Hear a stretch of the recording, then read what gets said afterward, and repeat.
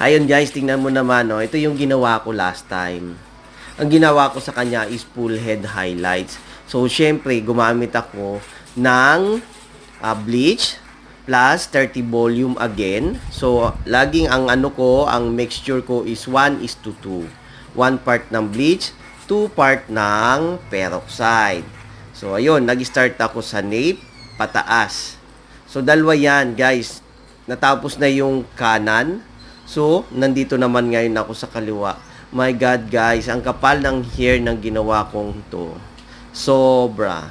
Pero you know, guys, chinaga ko talaga yan, sa totoo lang. Kasi, napakahirap magkaiba ang gawa. Kaya ako na lang ang gumawa.